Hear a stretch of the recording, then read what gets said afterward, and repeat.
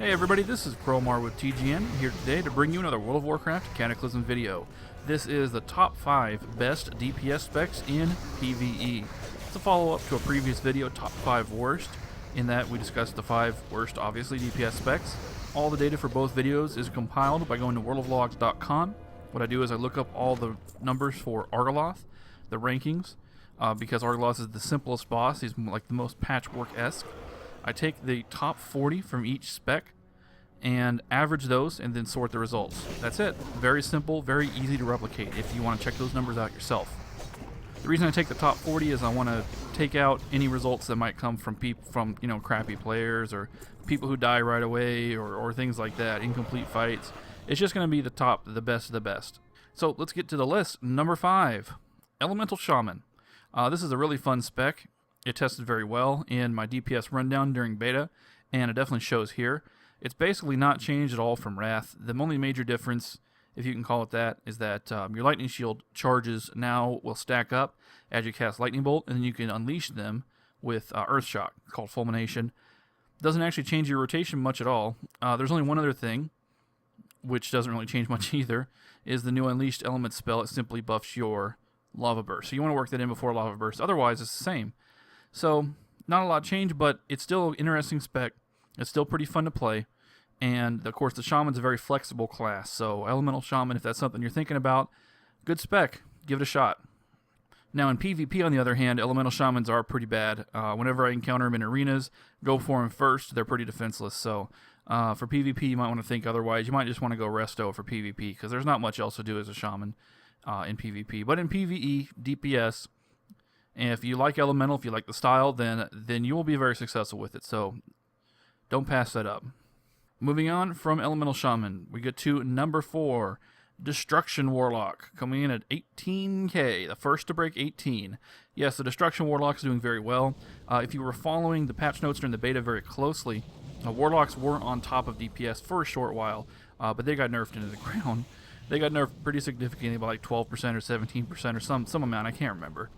It was definitely warranted, but they maybe did over nerf demo a bit, but Destruction is still doing very well. It's a very powerful spec. It's based around hitting your conflagrate, fast incinerates, and everything like that. Pretty exciting spec, and it works just fine when you're moving because you can use the new Unleash Flame or whatever it's called, Fell Flame I think it's called. You can use that spell to recharge or immolate without having to stop and cast it. Destruction is the quintessential Warlock Mage spec, so if you're playing a Warlock and you're thinking about pure DPS and PvE, but Destruction is definitely the way to go. It's the best spec, damage-wise. Now, Affliction is still good. Affliction is not horrible. I think it's like number 8, and you can check that list out on our forums, WoW.tgn.tv for the complete list. But Affliction is still fine. It's just not as good as Destruction. So let's move on to some more interesting specs here.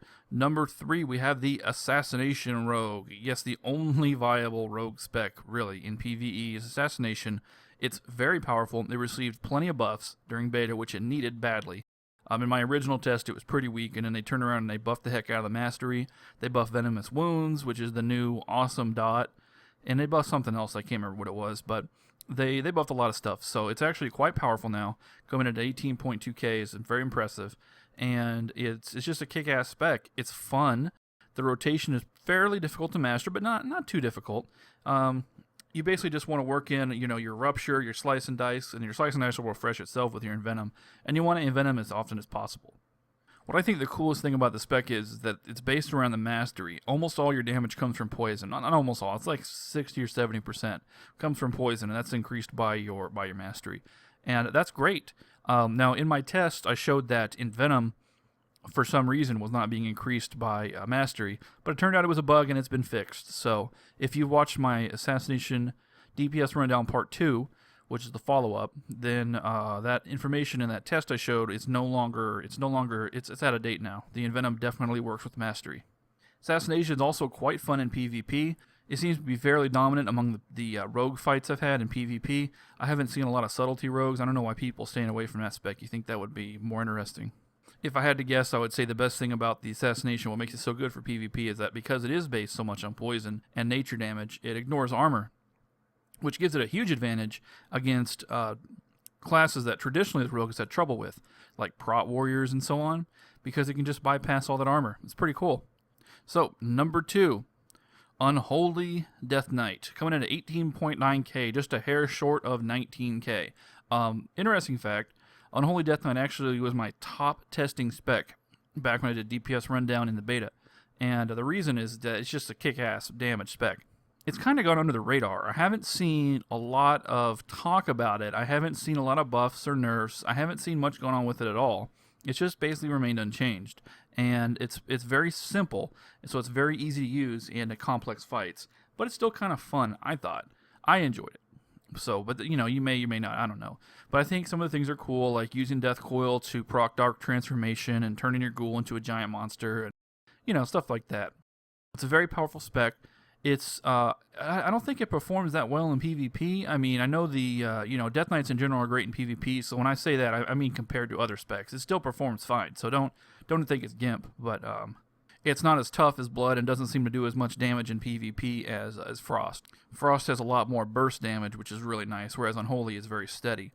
You just set up your rotation, then you spam the heck out of Scourge Strike for very consistent, fast DPS rather than spiky, whereas Frost, you specialize in those gigantic obliterates out of nowhere, and that makes it more PvP oriented. So don't think Unholy is bad in PvP at all. I mean, it's still great, but you might want to try a different spec for PvP and stick with Unholy for your PvE DPS.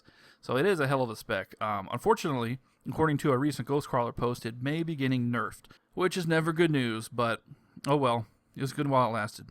And at number 1 comes Survival Hunters, and an astonishing 20.20 thousand million freaking DPS. It's really powerful. Survival, it owes its strength to Explosive Shot, which is just insane right now. It did get nerfed a little bit on the beta back when it was even more powerful, back when Explosive Shot did over half your damage total as a Survival Hunter. So that means it did over 10,000 DPS. So they nerfed it, but it still contributes an enormous part of your DPS. Survival overall is very, very powerful. It's based around these dots and things so that it still works very well in motion-based fights. You can always just put on your Aspect of the Fox and then run around and shoot Cobra shots. I mean, really, it's an ideal spec. If you're playing a Hunter, you should be going Survival no matter what. You should just go Survival and don't look back.